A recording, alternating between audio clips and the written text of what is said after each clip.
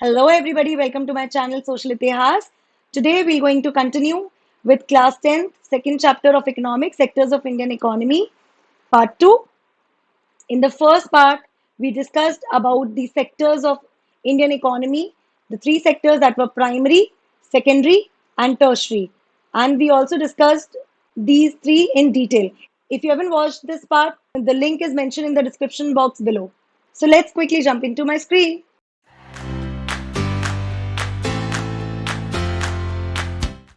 As I was telling you that in the first part we discussed about the sectors of Indian economy, the primary, secondary and tertiary. Now in today's video, we'll discuss the GDP and the historic changes in sector. So you all might be thinking what is GDP? हम किसी किसी ने पहली बार नाम सुना होगा, किसी ने सुना होगा तो उसको मीनिंग नहीं पता होगा. Okay, so before I introduce you what is GDP, gross domestic product, let me just ask you a few questions. Do you think it is actually possible to count the actual number of goods and services which are produced in the country? हर एक country की अपनी अलग production होती है. तीनों sectors की जो हमने बात करी थी, प्राइमरी, सेकेंडरी एंड टर्शरी, तीनों सेक्टर्स की प्रोडक्शन जो है अलग अलग है. सबका कंट्रीब्यूशन जीडीपी में किसी का कम है, किसी सेक्टर का ज्यादा है, जिसको हम अभी आगे डिटेल में पढ़ेंगे. लेकिन क्या हमारे लिए इजी है, क्या कंट्री के लिए इजी है पूरी इकोनॉमी के लिए काउंट, पूरी कंट्री के लिए काउंट करना actual numbers? No, it is an impossible task. Okay, let's take an example of car and packet of biscuit. So we all know that the value of car is, let's suppose the value of car is 5 lakhs and the biscuit packet which I'm taking, the value is 10 rupees. So if I calculate the actual number, then it is 2. And we know the difference कि एक 5 लाख की गाड़ी है और biscuit 10 rupees का है. तो actual number की अगर हम बात करें तो सिर्फ 2 निकल करके आते हैं, राइट. लेकिन उसमें अमाउंट की जो उसका एक्चुअल वैल्यू है उसमें कितना ज्यादा डिफरेंस. तो जीडीपी में की जो हम बात करते हैं, जिसको अभी मैं आपको इंट्रोड्यूस करने वाली हूँ जीडीपी के बारे में, उसमें क्या होगा, अब हमें पता लगाने की हमारी कंट्री में प्रोडक्शन कितनी हुई है. तो नंबर्स में अगर मैं देखूंगी तो मैं 2 ही कैलकुलेट करूंगी, बट अगर मैं उसकी एक्चुअल वैल्यू देखूं then it will be much more higher, right. Let me give you another example. Let's take an example of any services like bus service की मैं आपसे बात करती हूँ. टर्शरी सेक्टर की हम बात करते हैं which is a service sector. उसमें अगर मैं बस सर्विसेज की बात करती हूँ और मुझे देखना है कि बस सर्विस में कितने एक्चुअल नंबर की अगर मैं बात करूँ, तो सर्विसेज को तो मैं नंबर्स में कैलकुलेट नहीं कर सकती, हम तोल नहीं सकते ना. अगर कोई पोस्टमैन डिलीवरी करने के लिए कुछ आ रहा है या कुछ ट्रांसपोर्टेशन हो रहा है तो मैं उसको नंबर्स में तो काउंट नहीं कर सकती. Services can't be counted in actual numbers. So what do we do? In actual, we are calculating the actual value of goods and services which are produced in each sector. Instead of taking the actual numbers, हम numbers को ना लेकर के हम क्या करते हैं, उसकी actual जो value है, कितना value है उस हर एक good का और services का, उसको हम consideration में लेते हैं rather than actually adding up the actual numbers. Okay, let me give you an example. 10,000 kg wheat is of rupees 8 per kg. So total कितना हो गया? rupees 80,000. तो हम actual value ले रहे हैं wheat की, that is 80,000. Now second example is 5,000 kg of coconut. 1 kg कितने का है? That is of 10 rupees. So total कितना हो गया? 50,000. तो 80,000 and 50,000 is my total value. Total good की जो मेरी अमाउंट है वो 80,000 और 50,000 है, जिसको मैं कंसिडर कर रही हूँ, which I am taking into consideration. So now comes GDP, that is gross domestic product, which is nothing but the sum of all the three sectors. That is total करेंगे हम अगर मैथ्स में, जैसे primary plus secondary plus tertiary is equal to GDP. That is the value of goods and services which are produced in all the three sectors is equal to gross domestic product, that is GDP. Let's come to our previous example. सी, अभी हमने suppose करो हमारी country में सिर्फ 2 चीजें produce हो रही है, that is wheat and coconut. तो हमारा जीडीपी क्या हो जाएगा? We are, because I told you that in GDP we are calculating the total value, so it will be 80,000 plus 50,000. But we all know कि हमारी कंट्री में कितने सारे different variety of goods and services produce हो रहे हैं, import export हो रहा है बहुत सारी चीजों का. सो it will be easy for us to calculate or to take into consideration the value of goods and services rather than taking the actual numbers. Now, you have to remember one thing while calculating goods and services. जब आप count करते हो goods and services का, तो आपको final product की जो value है, एक गुड बन गया, उसकी जो वैल्यू निकल करके आती है, आपको सिर्फ उस वैल्यू को हम काउंट करते हैं। ओके, ओनली फाइनल प्रोडक्ट की जो वैल्यू है, अमाउंट है, that is only taken into consideration, उसको ही हम काउंट करते हैं।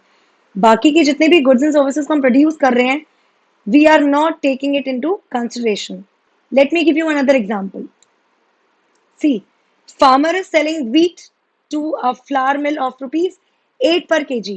ठीक है, फार्मर ने wheat को सेल किया फ्लावर मिल को 8 पर केजी के लिए, 8 पर केजी पे।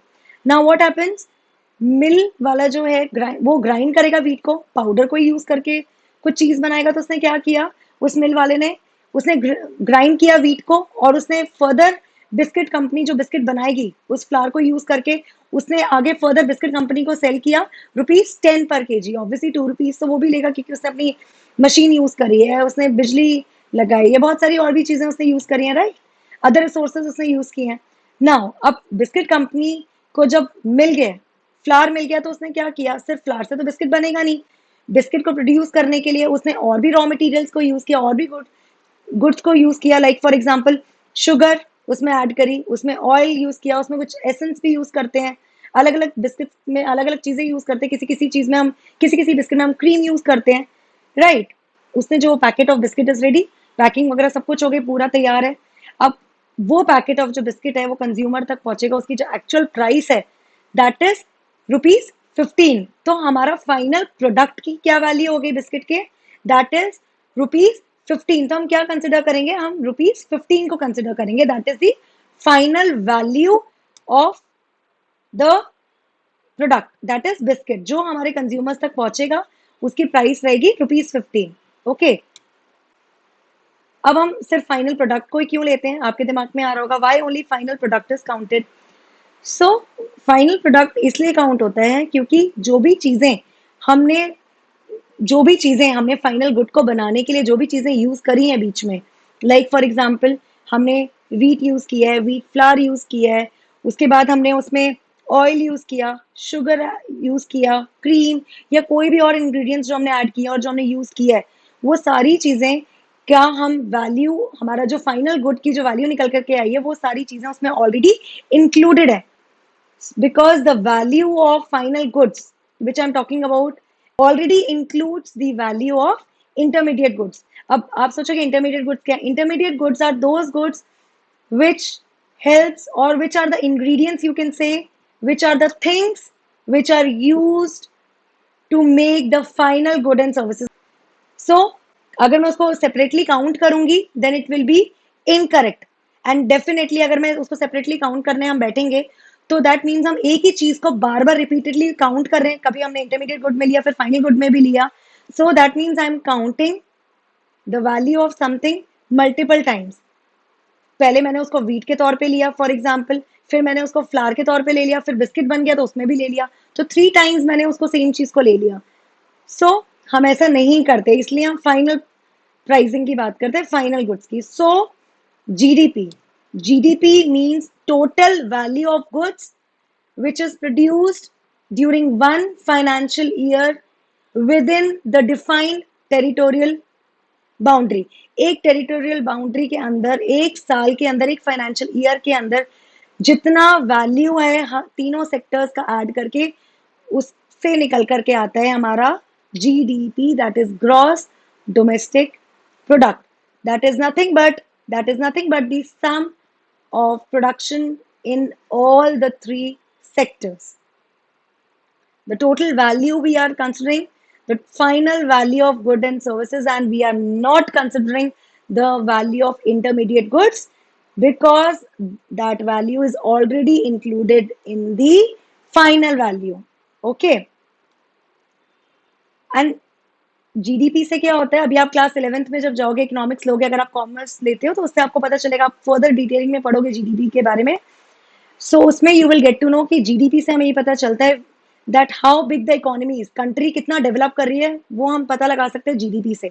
सो GDP also helps us to know how big the economy is and how much the country is developing. Now how do we measure GDP, that is gross domestic product, हम उसको measure कैसे करते हैं? So in India there is one organization, that is CSO, that is CSO, Central Statistics Office. का 1 marker board question आ सकते हैं, which is a part of ministry of statistics. ये हम सबको पता है कि हमारे गवर्नमेंट के अलग अलग डिपार्टमेंट्स होते हैं, तो एक हमारा डिपार्टमेंट होता है ministry of statistics and programmes, तो उस डिपार्टमेंट का एक सब पार्ट है that is central statistics office, जो हेल्प करता है कंप्यूट करने के लिए GDP, which is taking care of calculating the GDP, because we have already discuss that GDP को मेजर करना एक बहुत ही ज्यादा डिफिकल्ट टास्क है, it is not an easy task. So as I told you that it is undertaken एक central government के अंदर डिफरेंट गवर्नमेंट की bodies divided in different departments है सेंट्रल गवर्नमेंट के अंदर, जो अलग अलग चीजें, लाइक फाइनेंस डिपार्टमेंट अलग है, होम अफेयर का डिपार्टमेंट अलग है, देन रेलवे डिपार्टमेंट अलग है, एजुकेशन डिपार्टमेंट अलग है, वैसे ही एक ministry of statistics and programmes एक डिपार्टमेंट है जो विच इज इन चार्ज और which is taking care of calculating the GDP with the help of other people definitely. सो अब आप लोग बोर हो गए ना, चलो एक छोटा सा ब्रेक के तौर पे एक छोटी सी वीडियो देखते हैं जीडीपी पे और थोड़ा सा अपनी नॉलेज को और The ज्यादा ब्रश अप gross करते हैं। domestic product, or GDP, of a country is calculated by adding up all of the final goods and services we buy in a quarter or in a year. Say a baker buys wheat and butter to make bread. The cost of those raw materials is included in the final price of the bread we buy. The price of that bread, along with the final price of everything we buy, such as food, clothing, or electronics, is added to what the government spends on education, the health system, and other services. This creates that big number called GDP, or nominal GDP, which includes all of a country's exports while subtracting its imports. But it's not so simple to calculate GDP growth. If prices have gone up in a year, it means inflation is included. So it will not show whether a country has actually produced more goods and services. Price fluctuations can hide the real state of the economy. So by simply subtracting inflation to get the real story of whether a country's economy is contracting or growing, that is when economists use real GDP. So that's all for today. So as usual, you will find the link for this PPT in the description box below. So let's meet in the next video. Till then, please like, share and subscribe. Take care. Bye bye.